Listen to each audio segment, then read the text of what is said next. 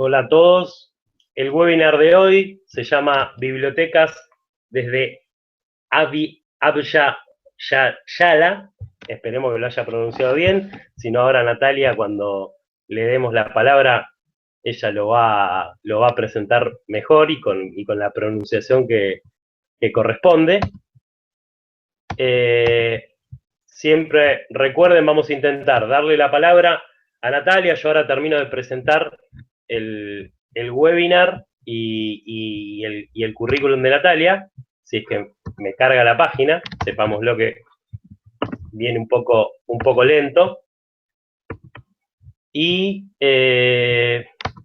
aprovecho para recordarles siempre utilizar el hashtag Aprender3C. Mañana vamos a intentar ya subir los recursos de aprendizaje producidos en este webinar, que son el video, que son la presentación y los comentarios a través de las redes sociales que ustedes generen. Así que les pedimos a todos, si pueden, todos los que están por ahí, por ahora veo a Natalie nada más, se ve que el resto está en el otro chat todavía, que ¿cómo se llama? Que en lo posible vayan haciendo algún comentario, vayan compartiendo el nuevo enlace a través de las redes sociales, así vamos teniendo un poquito de más de seguidores. Bueno, ahora sí. Para este webinar, la expositora abordará las siguientes preguntas. Si existe la posibilidad de pensar y construir una biblioteca diferente a la que conocemos, una donde coexistan la palabra hablada con la escrita, una biblioteca que da voz a las comunidades y trabaja con ella, no para ellas, una biblioteca que conserva, salvaguarda y divulga la memoria y reconoce en sus lectores los tesoros humanos vivos más importantes para un proyecto bibliotecario pensado desde el sur. De ser posible, la idea es que pueda construirse a partir de un tejido colectivo, y para ello es que la presencia de cada quien o de cada cual es vital para el entramado del tejido. La magíster Natalia Duque Cardona, ella es aspirante al doctorado en Ciencias Sociales y Humanas de la Universidad Nacional de Colombia, es magíster en Educación con énfasis en estudios interculturales, además es bibliotecóloga por la Universidad de Antioquia, investigadora perteneciente al grupo de Información, Conocimiento y Sociedad de la Escuela Interamericana de Bibliotecología y al grupo de investigación Diverser, de la Facultad de Educación de la misma universidad. Ella se ha desempeñado como docente en la Universidad de Antioquia, en los campos de lectura, de escritura, de oralidad, de estudios culturales y políticas públicas. Trabajó como líder de proyectos en la Fundación Taller de Letras Jordi Sierra y Fabra y como coordinadora pedagógica del proyecto para la actualización, implementación y gestión de los proyectos educativos institucionales con la Facultad de Educación de la Universidad de Antioquia. En la actualidad se desempeña como docente ocasional de la Escuela Interamericana de Bibliotecología y docente de la cátedra en la Facultad de Educación. Su principal foco de interés es el de la recuperación de la memoria a través de las prácticas del lenguaje, en sus elementos constitutivos, lectura, escritura, oralidad, considerados desde un enfoque decolonial o descolonial sería para mí. Asimismo, su relación con las diversas comunidades en las prácticas socioculturales y sociopolíticas interculturales, como la educación lectora en ámbitos educativos y culturales.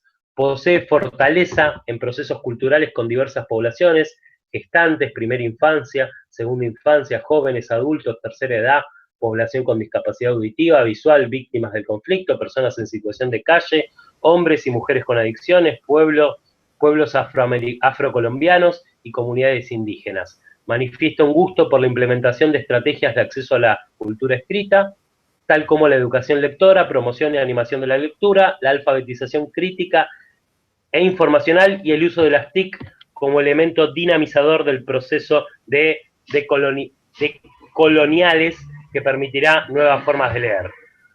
Les pedimos nuevamente 1000 disculpas por la demora y ya la dejamos con Natalia, nuestra especialista del día de la fecha. Hola Natalia, ¿estás por ahí? Hola Fernando, ¿cómo estás? Bien, ¿y tú? Muy bien. Bueno, te invitamos a que abras tu presentación y que la compartas aquí por la pantalla. Listo, ya la ven. Perfecto, ahí está, la estamos viendo todos. Listo. Bueno, entonces vamos a comenzar, me imagino ya, ¿cierto? Listo. ¿Sí me escuchan? Bueno, generalmente cuando uno va a hablar de temas de disidencia se dañan todos los dispositivos y no precisamente porque Mercurio esté en ascendente.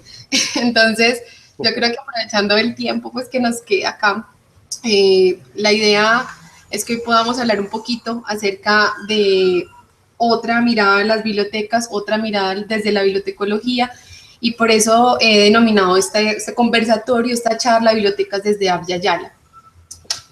Para comenzar, antes de adentrarnos en lo que tiene que ver con esa propuesta de pensar las bibliotecas desde el sur, pues habrá que ver qué es Abya Yala. Entonces, Abya Yala es el nombre dado al continente americano por el pueblo cuna de Panamá y Colombia antes de la llegada de Cristóbal Colón y los europeos. Literalmente significaría tierra en plena madurez o tierra de sangre vital.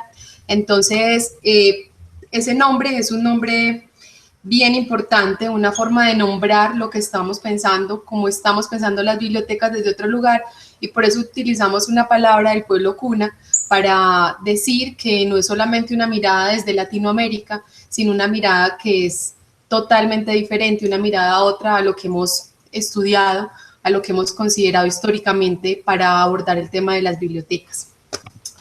Pero para comenzar, a mí me gustaría que pudiéramos ver, pues que conversáramos a partir de unas preguntas, y son, como lo planteaba ahorita Fernando, si existe la posibilidad de pensar una biblioteca diferente a la que conocemos, a la que nos han enseñado en todas las facultades, escuelas de bibliotecología, si en esas bibliotecas generalmente donde lo que abunda es la cultura escrita, también pueden existir otro tipo de soportes o formatos en los cuales el discurso hegemónico no sea la cultura escrita, sino que también dé lugar a la palabra hablada.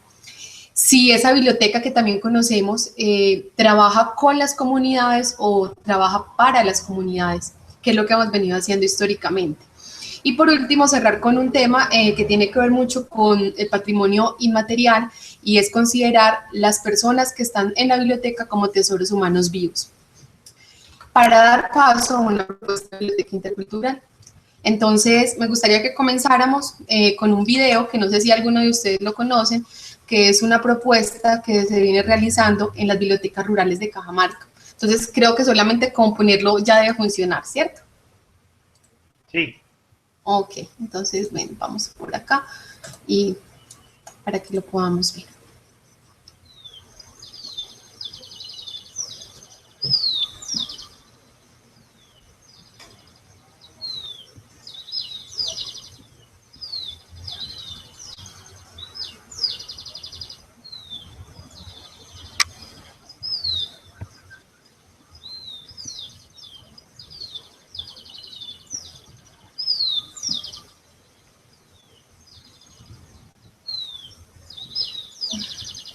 En la escuela nosotros crecemos aprendiendo que 177 valientes españoles conquistaron el imperio de los incas.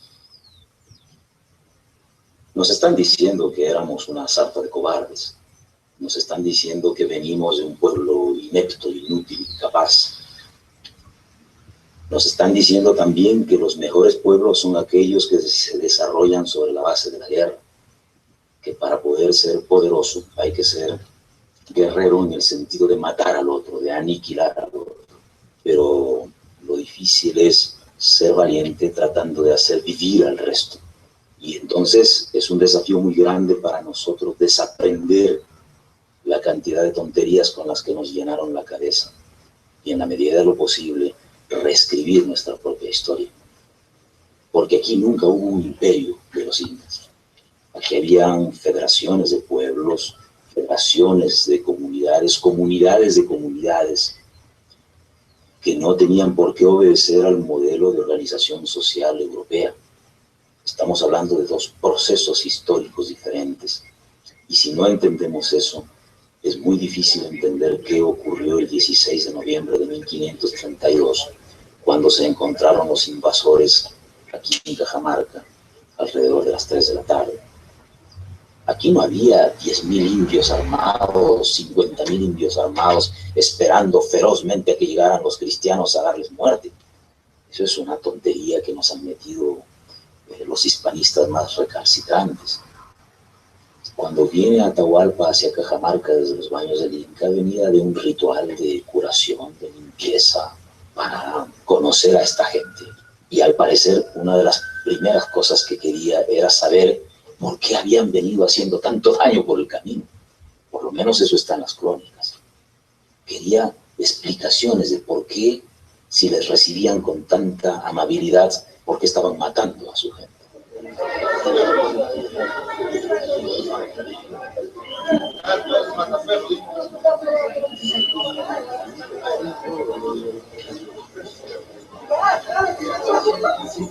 Uno de los primeros pasos que tomaban formalmente los invasores era la lectura de un documento que se llamaba el requerimiento, y que cosa es de reír o de llorar, decía Bartolomé de las Casas de este documento, porque en ello se instaba a los indios a que dejaran todo en manos de los invasores, que renunciaran a su mundo, a sus dioses, a su vida, y que si ellos se oponían, iban a ser exterminados, asesinados, violadas sus mujeres, esclavizados sus hijos, y que de esas muertes y de esos problemas los indios iban a ser los culpables y no los invasores.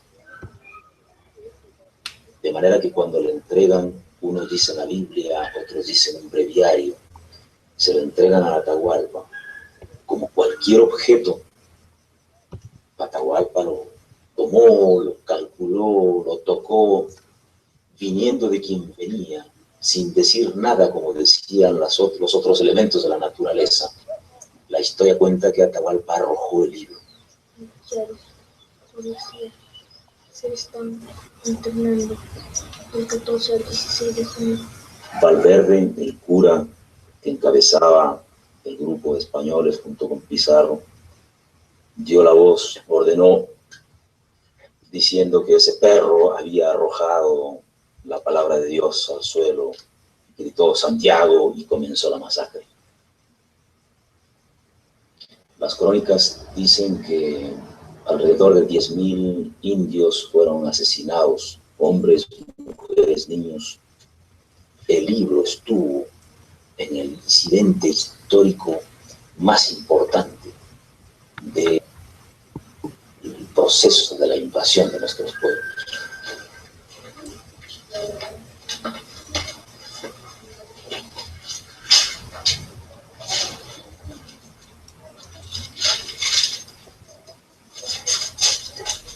El libro entró a la historia investido de prepotencia, porque en los libros contiene la verdad de los dioses, los libros contienen las verdades de las leyes y los libros contienen las verdades de la ciencia, desde el punto de vista oficial. Nosotros solo teníamos la existencia y la palabra, de manera que crear el libro, incorporarlo como herramienta a nuestras formas de vida, era un desafío que implicaba romper la pared que nos separaba del libro.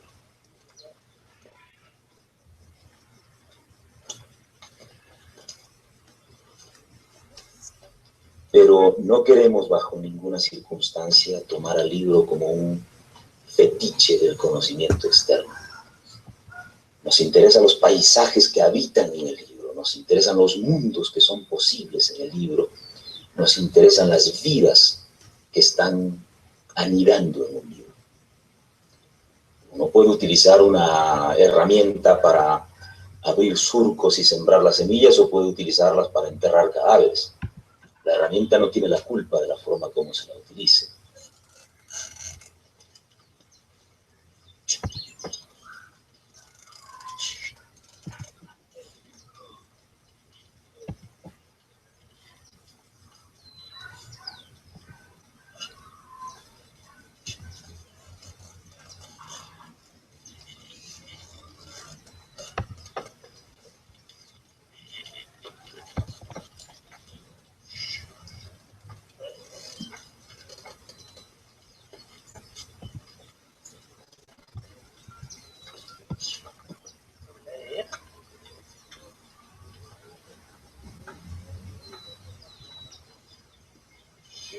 Hay muchas cosas que han cambiado con los tiempos, pero algunas se mantienen como fue hace casi 40 años.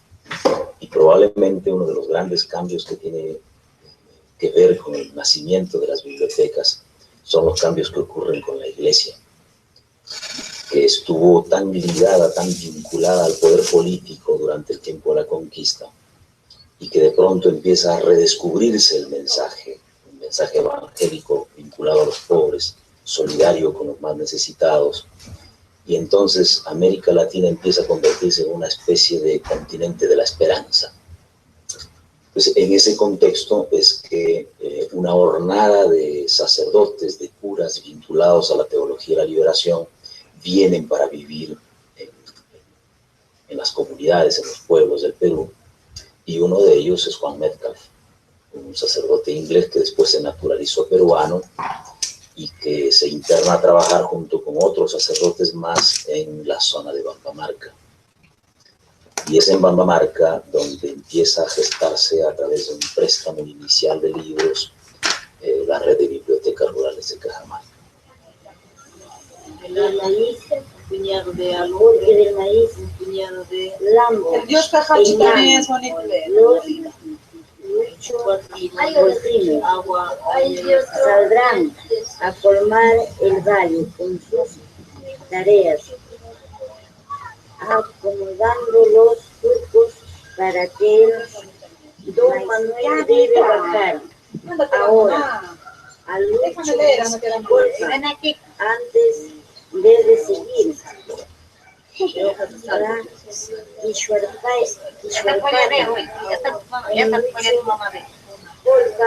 Algunos vecinos están pero verdecito así vaya por el amor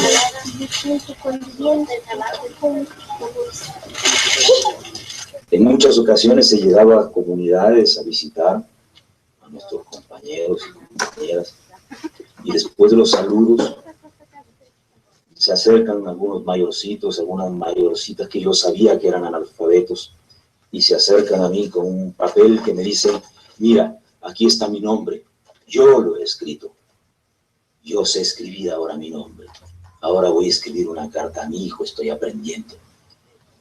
Entonces las formas en cómo el libro repercute en la comunidad pueden ser diversas. Gente que ha aprendido a coser, a tejer, a combinar colores, a incorporar imágenes, a mejorar la salud con las enfermedades que entran, a defender sus derechos con la constitución política en las manos, a poder sustentar temas sobre la base de lo que se lee. Hay repercusiones concretas entre lectura y práctica. No es leer por leer, es leer como un ejercicio agrícola.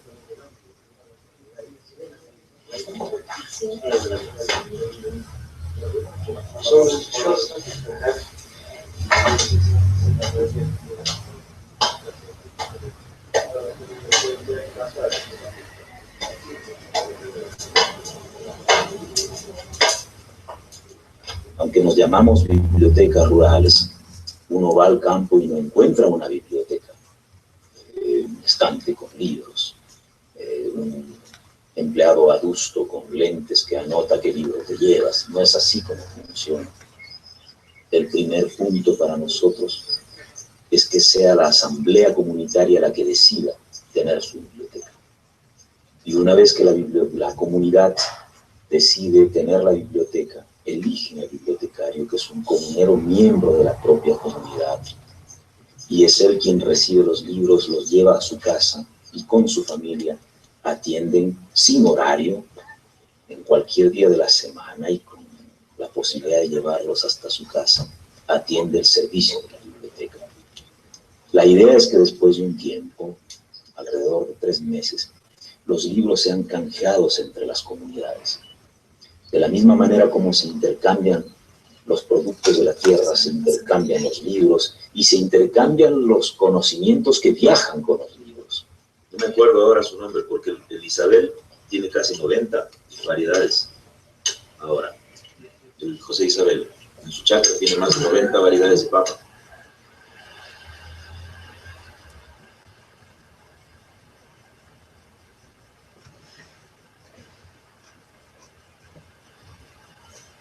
Visto así, aparenta entonces que es un sistema que funciona con el canje y nada más.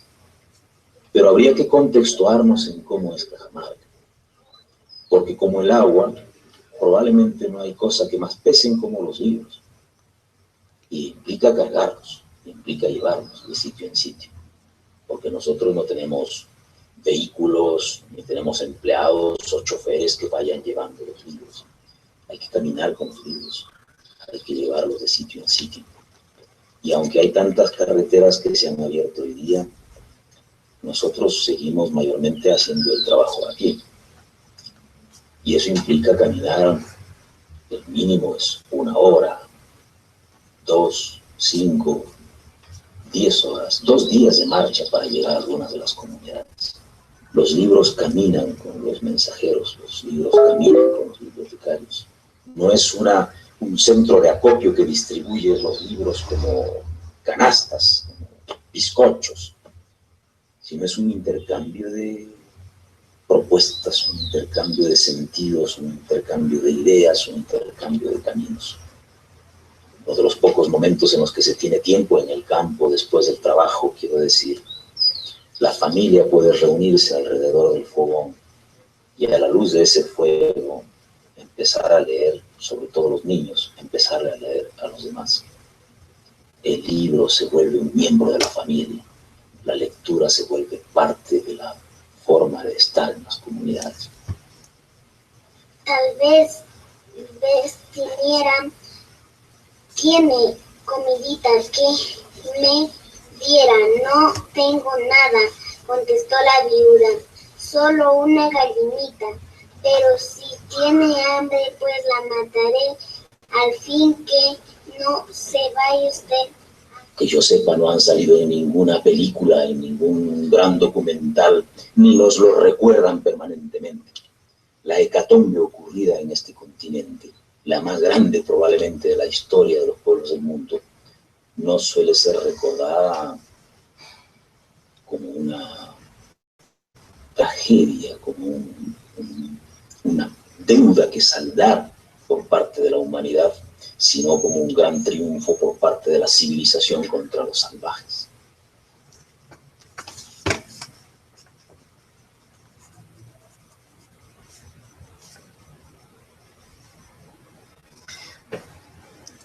Bueno, yo creo que este es un buen preámbulo para continuar con el tema de esta charla, Bibliotecas desde Abya Yala. No sé si de pronto ya conocían el video, esta pieza audiovisual que es bien hermosa.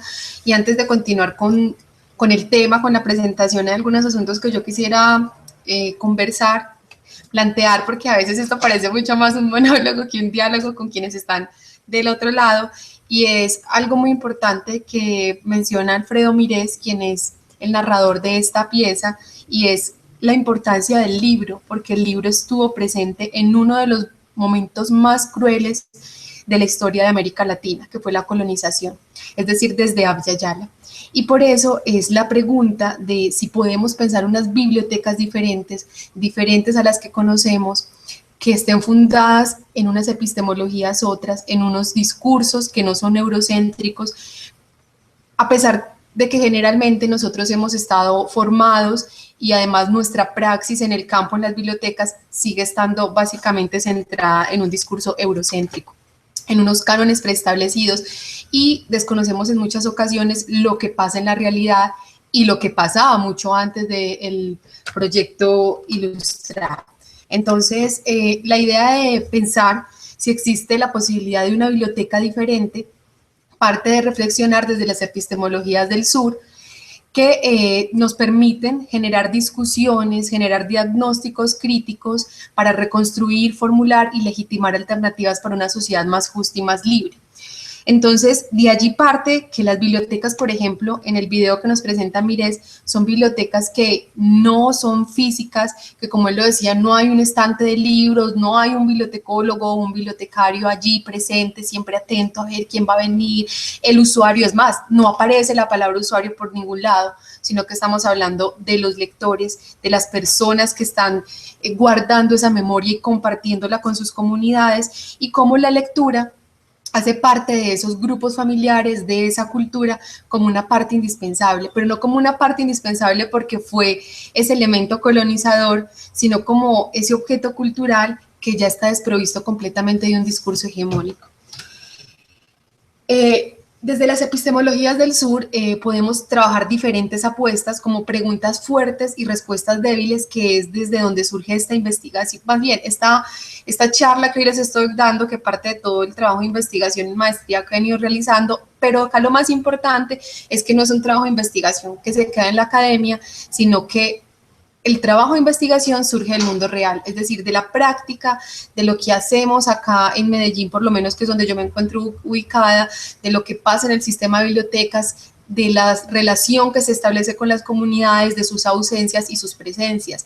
Entonces surgen preguntas tan fuertes como ¿por qué hay ciertas comunidades que no visitan las bibliotecas? Y tenemos respuestas bastante débiles, porque no les interesa, porque no son lectores, porque aún no tienen una brecha informacional muy alta, y esas respuestas siguen siendo bastante débiles porque siguen desconociendo a esos otros y a esas otras que tienen un discurso muy diferente al que nosotros tenemos.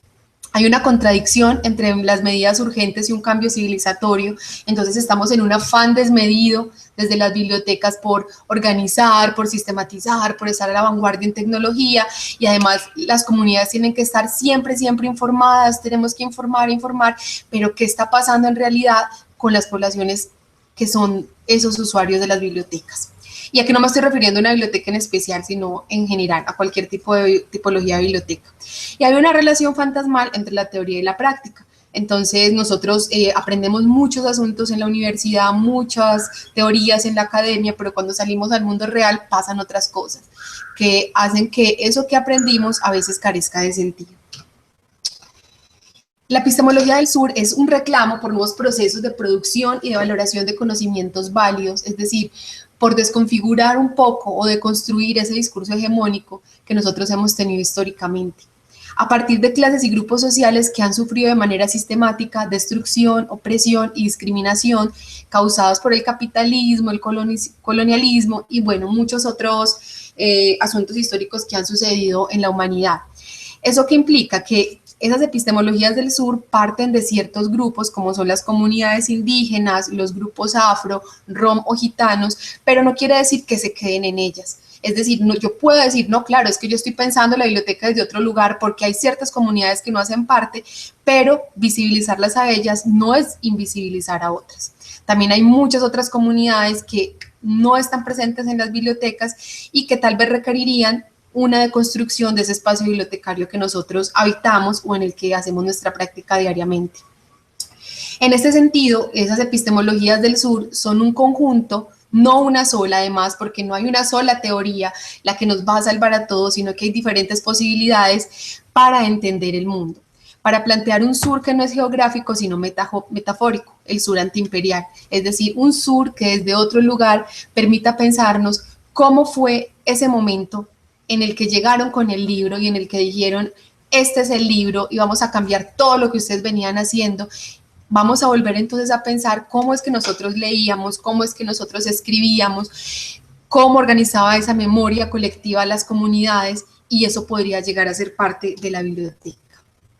Para pensar las epistemologías del sur, la idea es que lo hagamos a partir de 3 premisas, y es que nos demos cuenta que la comprensión del mundo es mucho más amplia que la comprensión occidental del mundo, que es esa que conocemos históricamente y en la que yo creo que la mayoría, por no decir casi todos y todas, hemos sido formados, para poder pensar otro tipo de biblioteca. ¿Sí? Porque no es que la biblioteca no pueda existir, pero la pregunta es si la biblioteca con la que nosotros contamos en la actualidad, que proviene de un proyecto moderno, de un proyecto ilustrado, es la biblioteca que América Latina necesita, es la biblioteca que las comunidades de América Latina necesitan.